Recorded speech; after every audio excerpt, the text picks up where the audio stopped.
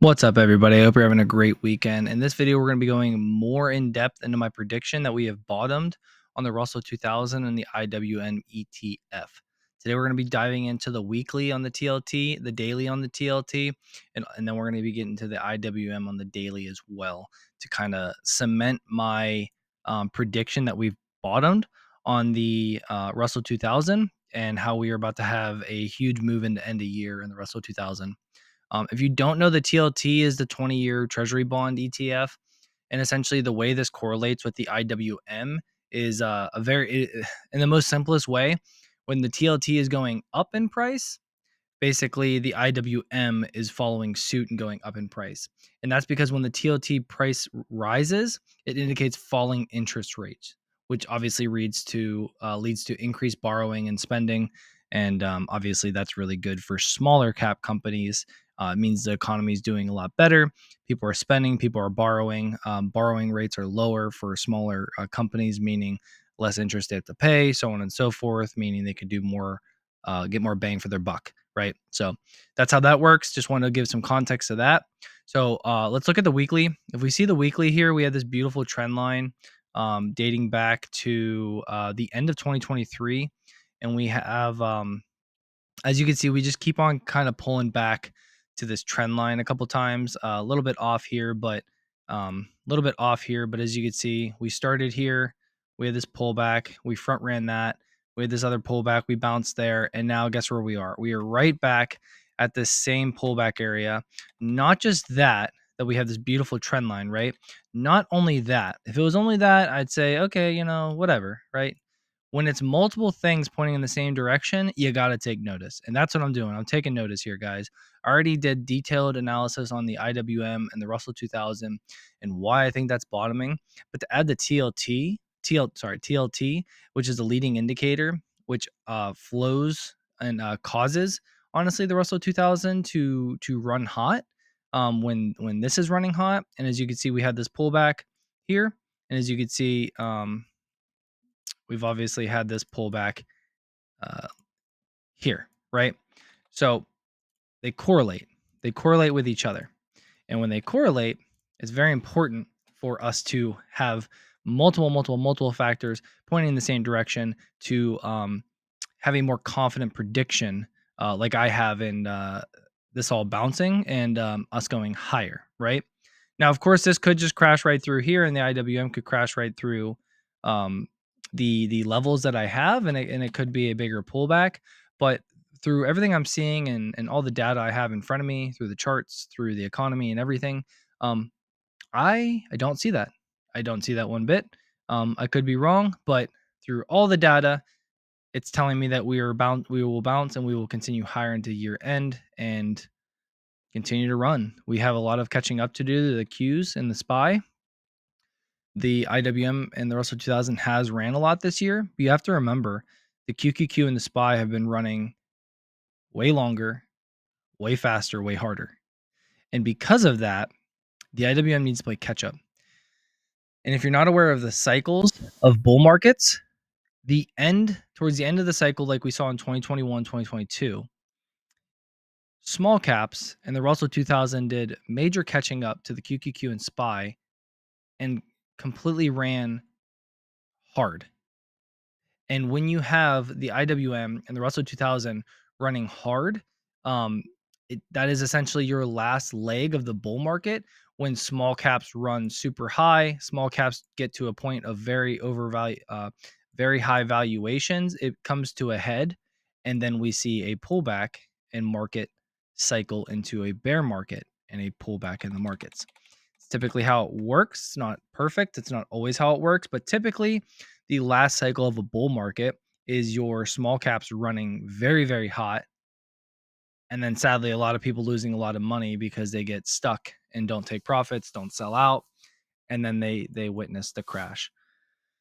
Some crashes you've seen from the last cycle that we dipped out of was obviously Palantir went from 20 some to 5. SoFi went from 20 plus to 6, 7. Hims, a lot of these small caps, what they do, they pulled back hard. Honest, a lot of these small cap companies, they ran so hot, they came to a head and then they fell hard, right? And where are they now? A lot of them, not all of them, so a lot went bankrupt, but the good ones, right? They came back and they're back on the up and up, and way up and up. Hims, Palantir, SoFi, a lot of these Hood, Robinhood, a lot of these companies are just high flying right now, right? And so understanding how the TLT and the IWM works and when we're going to get a bounce instead of a full-fledged crash is very important if you want to catch the next big runs in these small caps. And it's very important to know if this run is over or not. And again, I don't believe it's over. So let's get back into the charts. So as we already said, we have multiple touches on this trend line that you could see. This trend line is very strong to this point, and we have had a very, very big week last week where we've come back down to this trend line. Not only have we come back down to this trend line, but what do you see here? You see this massive, beautiful volume shelf. When things are going against you and when things are falling hard, you want them to fall to a volume shelf. You want to be caught. You want to be caught, coddled, and then thrown in the air. And that is exactly what we are having here. We have this beautiful volume shelf that we are right at. Along with the volume shelf, we have this beautiful trend line. Along with the trend line and the volume shelf, we have divergence on the Williams R percentage. And what divergence on the Williams R percentage means, really, it's what you see right here. It's when you have a higher low being formed to the upside. So an uptrend. So we bottomed out on our green bounce bar, or our green support line, right? And our green support line goes all the way back, as you see, and that's where we bounce or hold, right? So as you can see on this, on the Williams R percentage, just like whenever you have a stock that's going higher, you want to see higher lows along the way, and that lets you know you're creating these support lines right here, right here, right here, and right here. You're creating support as you continue to climb higher on the stock price, ETF, crypto, whatever. And as such, it's no different with the Williams R percentage. You want to have higher lows, and that means you are uptrending. You are breaking out, as you can see here, you are breaking out of this downtrend that we were in, because you are having now a higher low, which means you are on the uptrend and breaking off of these lows. And it's always key to have all three of these at the same time. That means you could be even more confident that we are about to have a bounce and a move higher in the TLT. Okay? Hope that's all tracking with everybody, right? So, moving into the daily of the TLT, let's take a look under the hood of what's happening on the daily instead of the weekly. As you can see over the past 2 months, when we came down to the green support line, we had these massive, I wouldn't say massive, it's a TLT. The TLT does not move like 20, 30%, guys. It's very small moves. But these 2%, 3% moves, when you get these bounces off the support line higher, right? Right here. So it lags a bit, but you have bounce. Oh my God. You have a bounce and a move higher to 2%. You have this bounce, a move higher, 3%. You have, sorry, I messed that up. This little bounce right here, move 3%. And then you have this bounce back here, 13 November, right in here. And you have this bounce of almost 6%.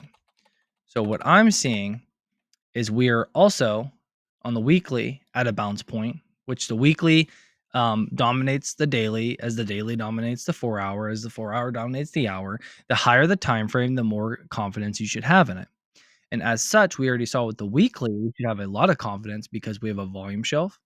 We have a uptrend line that we are at for another bounce, and we have divergence on the weekly chart.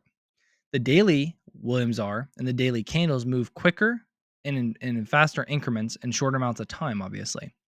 One weekly chart is 5 daily candles, obviously. Obviously, these are all 1-day candles. So we have these bounces when we reach this support line, this green support line, and we're also at this trend line.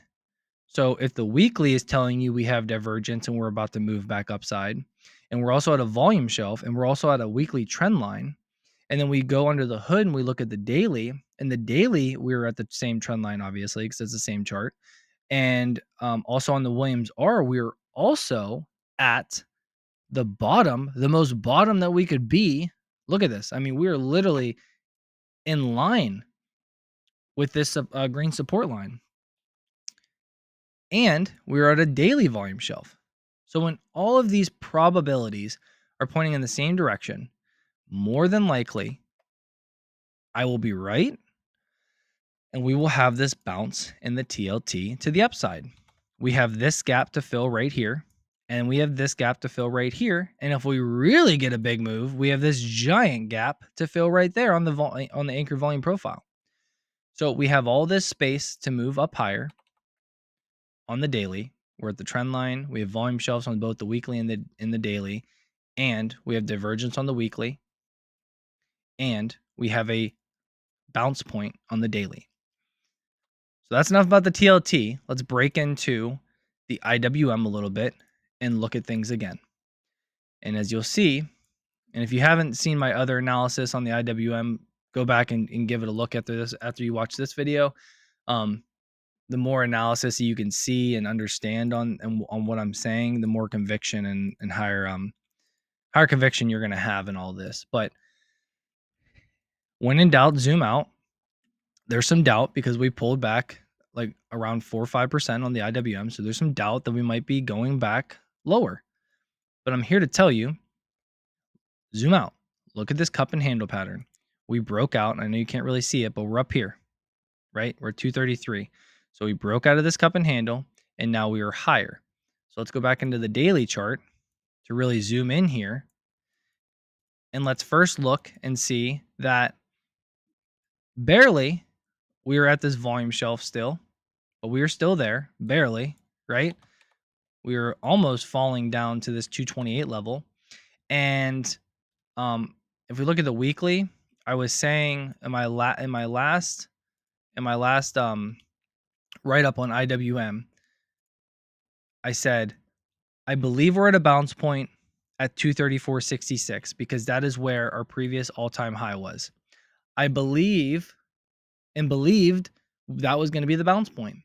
But I'm not an idiot, and I always leave some buffer room. And I literally said, I could also see that we could potentially flash crash down to this 9 EMA line right here before we move higher. And I said, I believe we could do this flash crash through this previous resistance, trying to turn it into support. I believe that we can have that happen because to have a lit grab or liquidity grab where they gather up liquidity before they launch higher. I literally said that. And what did we see play out? We came down, we ended Friday was a red day in the market, especially in the IWM mostly. And we had this flash crash down to the 9 EMA. We bounced right at the 9 EMA and ended up higher, which is a bullish signal that we bounced here off the 9 EMA. And it leads us into this week where I believe we could have this massive move up this week, or maybe we get, a good move up this week and then a bigger move back to all-time highs, right? I'm just saying, I think into year end, we continue higher. And this area is the bounce point. And I have not been wrong to this point. I said 234.66, I think, is bottom, but I could see us flash crash down to the 9 EMA. And that's what we've seen so far. So I still haven't been proven wrong for the people that are coming at me in the comments section saying, we broke through the support. Oh my God, what are we gonna do? It's like, you got to give these things some room. You got to give these things some room, everybody. Like, there's no oracles out there to sit there and be like, yes, at $234.66 on the dot, we were going to bounce. Like, come on, that's so unrealistic. We're looking at the charts, we're looking at probabilities, and we're looking at possibilities, everybody. And when we are looking at those things, we need to fully understand that it's going to be in a range. In a range. I gave you a range. I said, here's the support, here's that, flash crash area. And then I even said, here's your level 3. If we really do break down and they really want to bleed this market beginning in next week or something, or a big flash crash, we could go down to 228. Okay, I understand that hurts, but at the same time, it doesn't change the longer. This is shorter term thinking, shorter term predictions. It doesn't change where I think we're going overall. If the pullback is here or here or here, it still doesn't change my thesis that I believe we're going here. And why do I say that? Well, if you zoom out, we had this cup and handle pattern. Our measured move, so taking the bottom of the cup to the top of the cup, that is our measured move from our breakout point here, is up to $306 on the IWM. I do not believe that we have not caught up to the QQQ. We have not caught up to the SPY, and that is the end of the bull market. And that is what we need typically for the end of the bull market. So to sit here and say that, hey, we broke out, we retested, we went higher, and now we're having a small pullback. Everything's done. Everything's going to crash. We're going to go back to, 190 on the IWM and the Russell 2000 when we really haven't had that run or that catch up yet. Even like Tom Lee's been talking about that catch up and huge run. I'm not buying it. We have a measured move to still get to. We have this ascending triangle measured move to 259. We have this cup and handle measured move to 306 to get to. Yes, it could go against us and we could just not get there. But when we break out, retest, and confirm, as long as we hold steady above that area, we're going to get to these price targets eventually. We're going to get to the measured moves eventually. You got to be patient, though. You got to be patient. My short-term stuff is that it's short-term, and the shorter term you go, 15-minute, daily, 1 hour, 4 hour, the shorter term you go, the harder it is to predict 100% with accuracy, even 50% with accuracy, guys. So, but like I said, we're still good here. We are still good to continue up on the IWM and the Russell 2000. So just give it a little wiggle room, like I said, and where we are at, I do believe we're going to get this bounce higher. If things go against me, I see us go down to 228 to basically retest this cup and handle breakout, this ascending triangle breakout. Even though we already retested it, maybe we'll retest it again. I don't believe that's going to happen, but if it does, I believe this is very strong support now, because this resistance of the cup and handle and retest area has already been confirmed into support, as you see. And I believe it's strong support, and we would get another bounce off of that. So whether we bounce right here or whether we bounce down here, right, I think we're going higher to these 259 and 306 targets. And like I was saying, if we go down here under the hood on the IWM and we look back at history, this is what I showed in the other write-ups. When we come down to this green support line, we have these bounces higher. Well, that was a 10% bounce, right? We have this one. That was a almost 6% bounce. We had this one. That was a 11.31% bounce.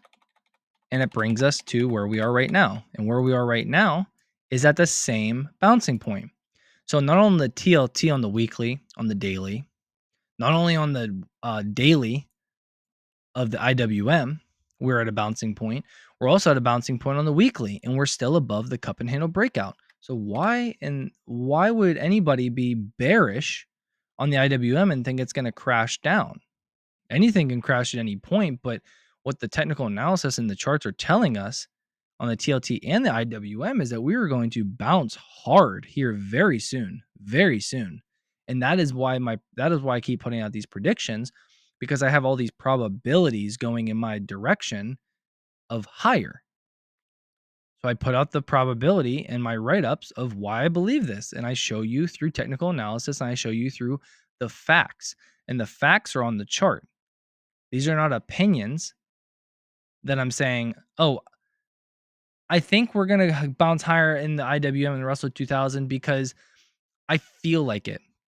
Gut feeling does have a place, but when I'm showing you this technical analysis, I'm showing you the facts, and then I give my opinion on the facts, right?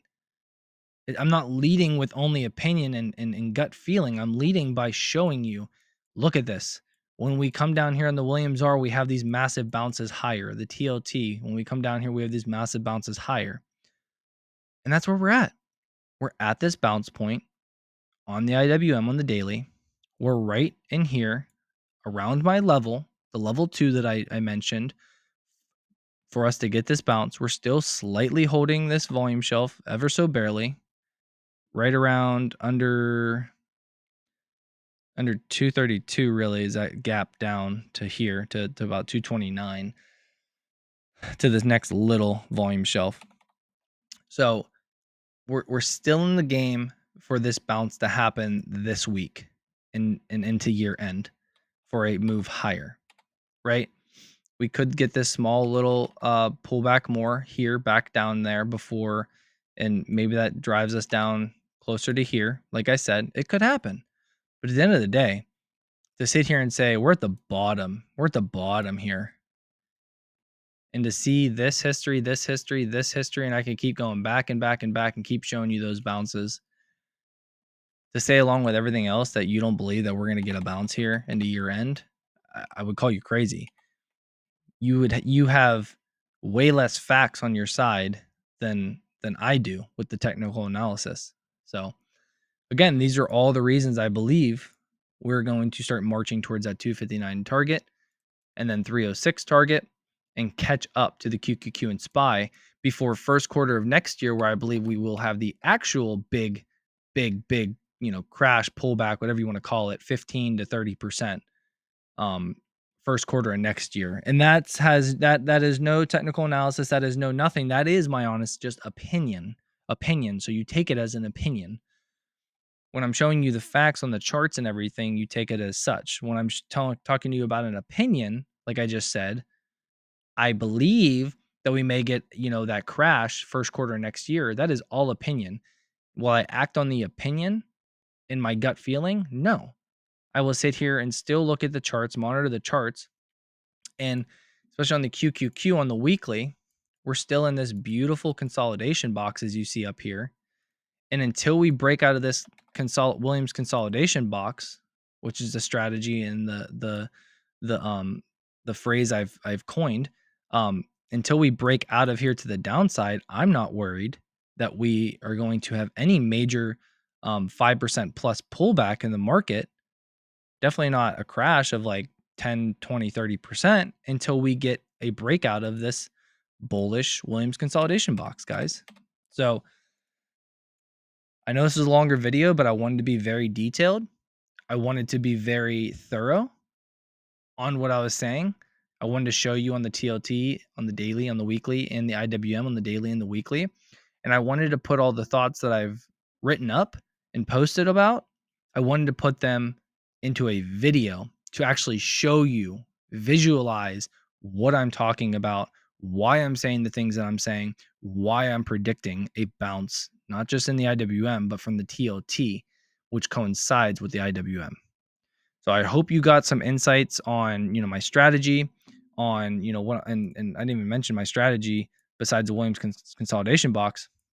My strategy, this green line right here, that's my high five indicator strategy, my high five trading strategy. And this is a strategy that I built, and it works. And I've proven that it works multiple times, and we are still green on that. And as long as we stay green on the high five indicator and the high five strategy, along with everything else, I got no reason to worry. No reason to worry that we are having a bigger pullback than where we are at right now, which was around a 5%. And this is the IWM. So around 5% is like a 3% for the QQQ or SPY that you saw, right? So I called out on the QQQ of around less than a 2% pullback on the QQQ. Look at that. We went right down to 519-ish, had a 2.25% pullback there. And now we kind of peeled off of this barrier up here a little bit. And if you want to know more about the markets, I have write-ups on the QQQ and the SPY as well. So I'll leave this video just as IWM, but I will be dropping a Sunday weekly analysis prep video for the week ahead here in a couple hours.